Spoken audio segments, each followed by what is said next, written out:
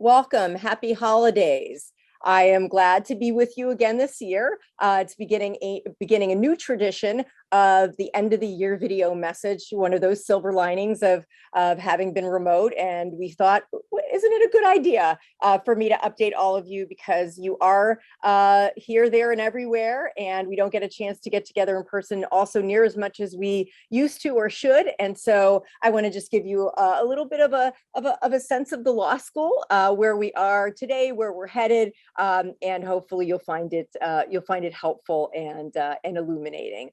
As you probably know, I'm sitting in my office in the Loop, and our students are beginning to take exams. The first time in 2 years they're taking in-person exams. They've been doing remote exams. So far so good, very smooth. The signs of the season are around us. If you've been down in the Loop, I hope you come. If you are in the area, the sights and the sounds of the season are all over Millennium Park in the city. So it's a beautiful time to be around here.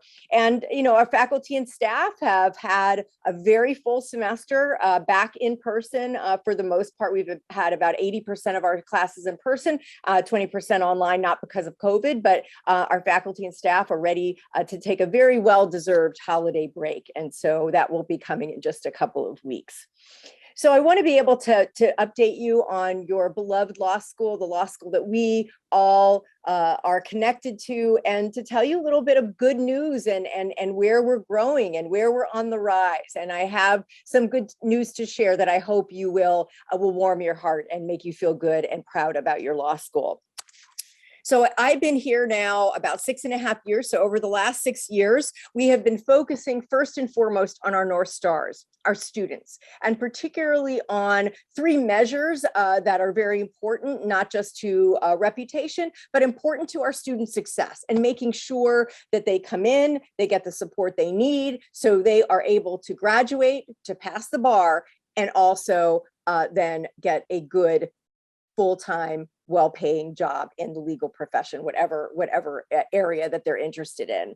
And so because of a lot of the hard work of all the faculty, staff, and administration over the last number of years, and I've been working them very, very hard, that I'm pleased to tell you that our US News ranking has improved 21 spots in the last 3 years. And we are at right now, we are at a ranking of 111, which is close to, but not quite to the top 100 where we hope to aspire to in the next few years. It's a long process to build reputation, but all the things that we're doing in the North Stars will help us keep moving in that direction. Our job placement rate was at as you know, a low during the last economic recession. And so we have moved our job placement rate at graduation a full 25 percentage points. And that's very important. Our students need to have jobs. That's why they came to law school. So we are continuing to work and push those numbers, especially with your support and the opportunities that you create for our students. In admissions, where we want to really bring in, obviously, those that are the best, the brightest, those that are really will fit in to our mission, which I'm going to talk about in a little bit, but also the most diverse class that we can have, because we are a community that prides itself on diversity and access. So I'm happy to say that we have been able to retain our diversity over the last 5 years, but over the last 4 years, we've increased our LSAT by 4 points, from a 152 to a 156 median. And the median GPA for the last class, it had been growing fits and starts for sure, and now it's at the highest it's been in 28 years. And so we are looking forward and already selecting students for the next incoming class, and we anticipate that the pool will be similar to last year. And how are we able to do this? How are we able to improve those indicators? And some of you know that we have the great support of our university, our great DePaul University, and they have made an investment in the law school, which has allowed us to decrease the class size from about 240, the JD class from about 240 to about 180, and also be able to provide more competitive scholarship discounting to our students. So that has really helped make it possible for us to really move in greater leaps and bounds than we might have done. And we've also been very prudent from a budget budgetary perspective, we've reduced our faculty and staff about 40% over the last 10 years or so. And so we are doing all we can to make sure that we are, resourceful, that we're creative, and we are creating the best law school for our students and with the highest reputation that we can. So how have we, what are some of the areas that we've built that have enabled us to have some of this success?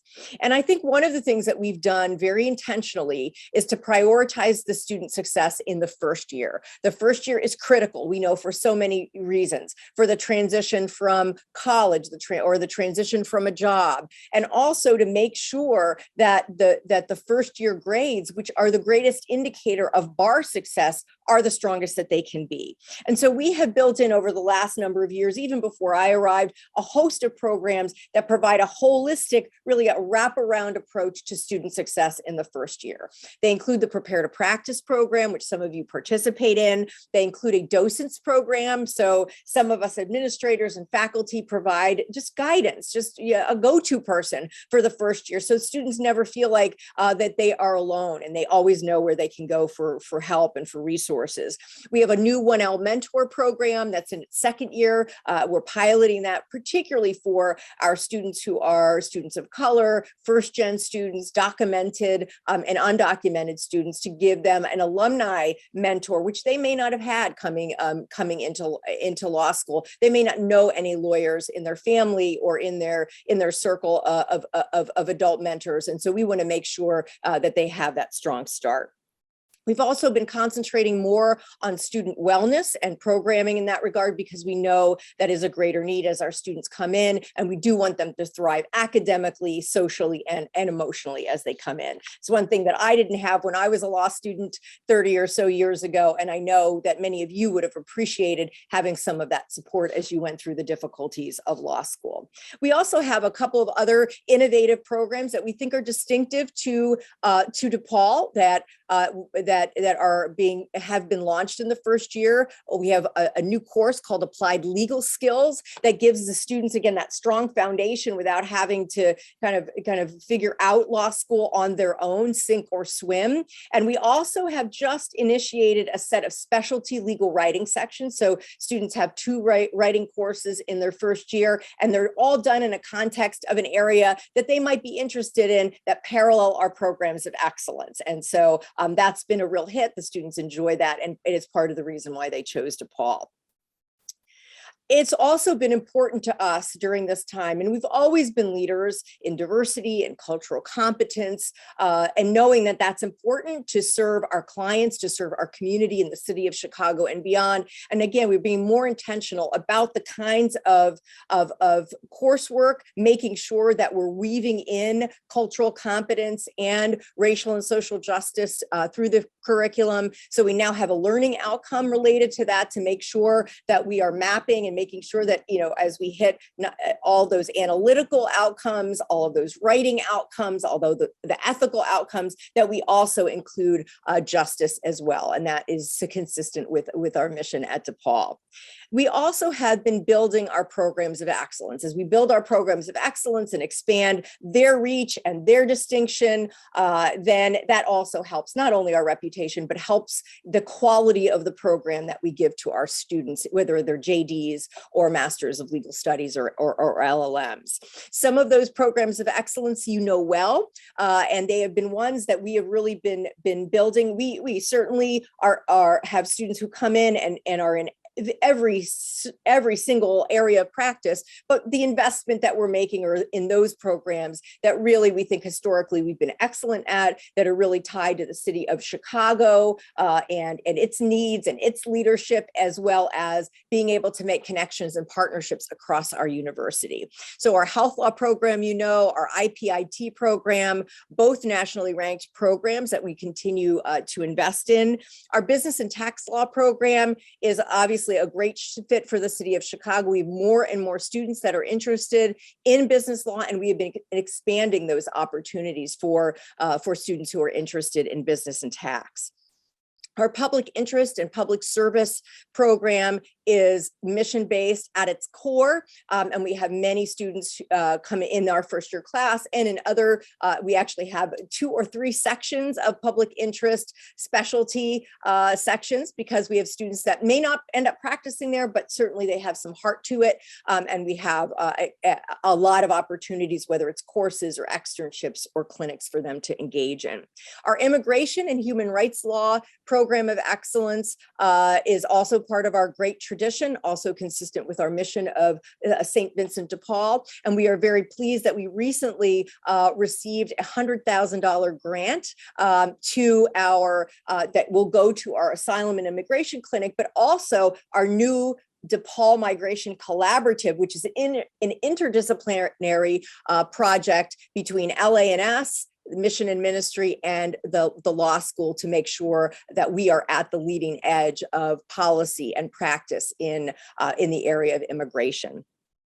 We've also tried to, and also not to forget about family law. Family law is a program of excellence. The Schiller, Ducanto, and Fleck program center has been doing lots of great work, and we have more and more students that are drawn to DePaul because of the work that the center does, as well as the opportunities for work in that field.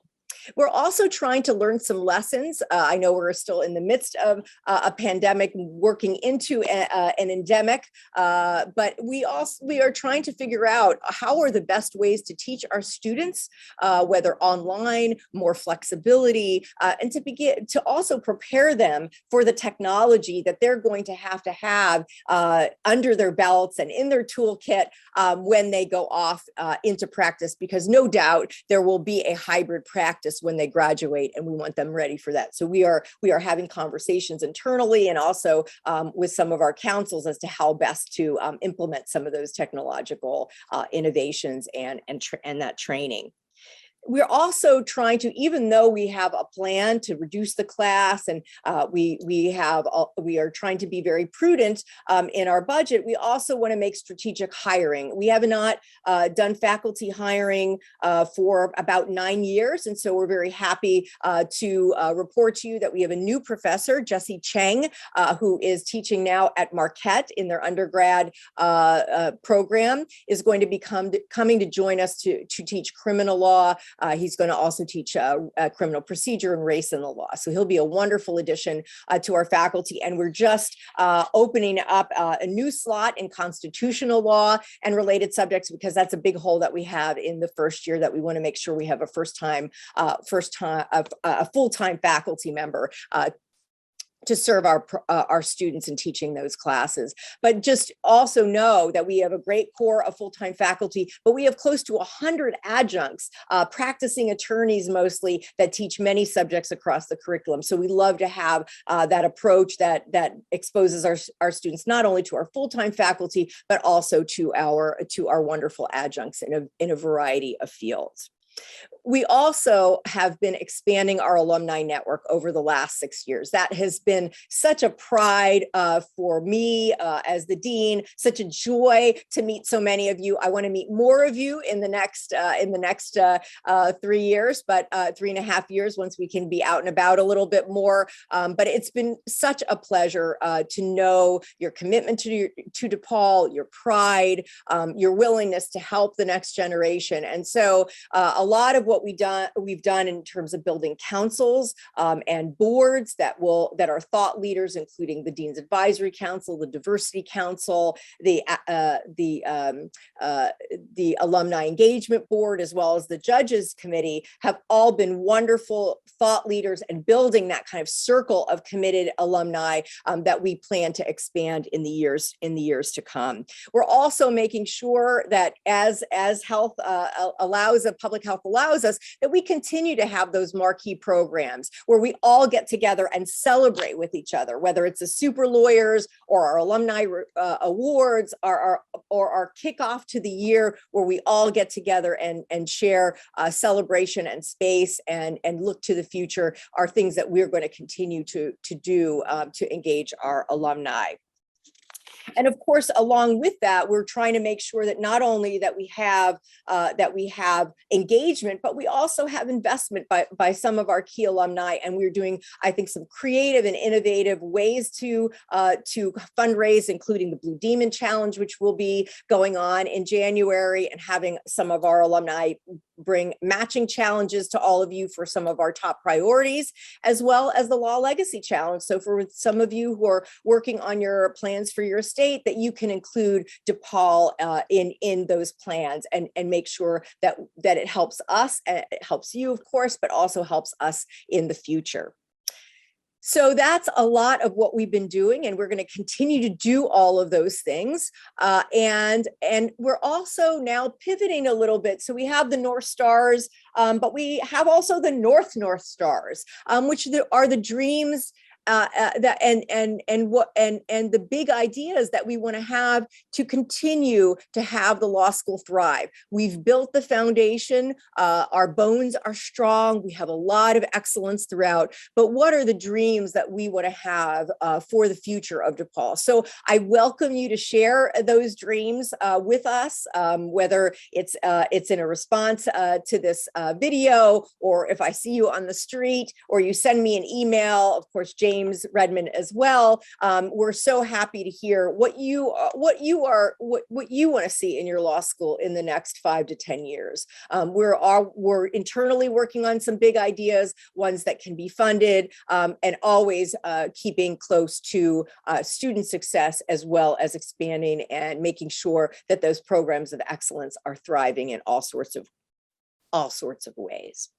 But we do also have challenges and opportunities that I don't turn away from, and my team doesn't turn away from. We are very clear-eyed about where we are, where we want to go, and some of the challenges that are in front of us. And I'm going to put COVID to the side for now, because we'll manage that as we go, as I know you are doing. But we do still have a challenge in bar passage, although our bar passage rate has increased. In at least three of the years that I've been dean, it has taken a dip this past year. And so we are going to take a careful look of the interventions that we're doing. Do we need to do something more? Do we need to do something different? What is it that we can do to continue to shore up the program to ensure that our students pass the bar? And we want to make sure that it doesn't have any long-term implications, either for reputation or for career placement. So we know that is front of mind and something that we're working on, and I know that you will help us be partners in. And because career placement will continue to be a challenge in the years to come, we always appreciate, encourage, and ask you, if you do have any job openings, whether they're part-time clerkships that some of our students need to help them pay the bills, but most importantly, jobs for our graduates, particularly around now until March, where the students who have passed the bar are really looking for that opportunity. If you can let our new Director of Career Services, Katie Liss, know of opportunities that you have, we would so appreciate them, because in years past, especially the last few years, we have been able to have our career placement rate exceed our bar passage rate, because we have had our alumni hustling and getting our students the opportunities that they can get, whether it's a JD, it's a JD preferred job in a corporation, or in an accounting firm, or something like that, or even temporary work that can help with a student's resume. All of it's appreciated, and so please pass on any opportunities so we can continue to take care of our own.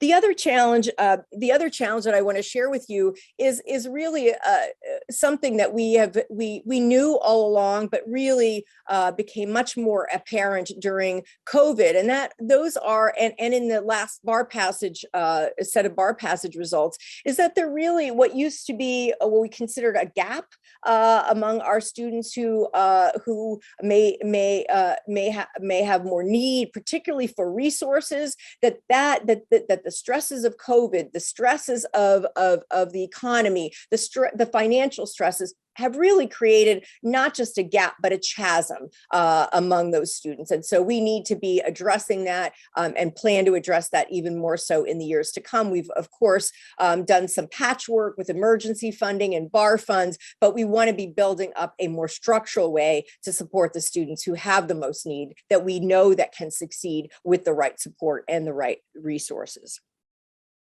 And I also don't want to turn an eye away from our market competition. I don't like to run a race where I'm looking at the person behind me, but I always know where they are. I know who's in front of me. I know who's aside of me. I know who's in back of me. And so we know we're in a competitive market, and we know what we need to do in some ways in order to enhance and enrich our reputation. So we will continue to do that. And one of the ways, as you know, is scholarship. It's very important to students to get the best scholarship package that they can get. And part of the reason we have not been able to be competitive, and we discount tuition, which is fine, but that means it takes away from our ability to do things and hire and develop programs at the law school. And so what we need is, as we go, is more privately funded scholarships, so that right now they're about 1/12 of all the scholarship monies that we distribute, and we'd like that percentage to be more, of course. And so we will continue to run that competitive race and also try to be alongside of, but also get ahead of some of our competitors to get back into that top 100. But on the opportunity side, even though we have challenges, we have tremendous university support. As I told you, that they are supporting us in the long term. They've made an investment in the law school. They see the value of the law school and see the work that we're doing and the outcomes and the progress that we're making, and they will continue to invest in us to make sure that we succeed. And last but certainly not least, in terms of our opportunities and our gems, and here is our superpower, is our alumni. All of you who will continue, I know, to be there for us. We just need to leverage you more, and to know that you are there, and you can come to us at any time to offer the help that you can provide. So what I would like to end with is kind of coming out of the kind of nitty-gritty of where we've been, the success that we've achieved, how we've achieved that success, our challenges, our opportunities, is to go back to our values, go back to why DePaul is DePaul. And one of the things that we did, and we just passed just a month ago, was a new mission statement, and you can find it on the web. You can just check DePaul Law Mission Statement. You can take a look at it, but it starts off like this: DePaul University College of Law is committed to improving society by educating purpose-driven lawyers who will serve the profession and the public with integrity and compassion. The college strives to provide an academically rigorous, experiential, community-engaged education that prepares students to contribute as leaders in the diverse world of legal practice, and all of that consistent with our Vincentian values. And I read that to you to kind of help you, kind of wrap yourself around these values I know you hold dear. And one thing I wanted to say was that the mission statement, as we revised it, and we didn't have a great one some years ago, it was easy to write because we knew what our values were, and we knew what kinds of lawyers we wanted to put out into the world, that were purpose-driven, that were ethical, that were in the community serving the greater good, not just of their clients, but the communities around us. And so I ask you, as I complete this video, finish this video up, and thank you for bearing with me and sitting through it, is that I always like to end with a call of action, because you may say, how can I help serve the mission of the law school? So you can help a number of ways. Of course, if you give to Fund for Law, we will be able to prioritize some of those student initiatives that I was mentioning to you, including scholarship support, bar scholarships, as well as funding for our programs of excellence. But beyond that, if that's not something that you would like to do this year, that is totally fine. You can help to mentor our students. either formally through our 1L mentor program or through our career services office, or more informally if you're willing to help a student or an admitted student, help them come in and choose DePaul. You can volunteer for our P2P program or serve on a panel, whether it's a skills panel or a law career services panel. We are always looking for alumni to help us in that regard. And last but not least, I want to just reiterate the most important is to hire our students and to give them opportunities or to tell us about opportunities. We may not always have a student available or graduate available, but we do want to know that those opportunities are there and that we can give them those opportunities to a DePaul law student who is so deserving of those opportunities. So as I end with pride, I end with gratitude. Thank you for being the most wonderful alumni that I could ever work with. I'm 6 years in, and I can't wait to meet all of you in the next 3.5 years. And I hope you all have a wonderful holiday, however you spend it. May it be joyous, may it be peaceful, may it be healthy, and I hope to see you in 2022. Thank you so much.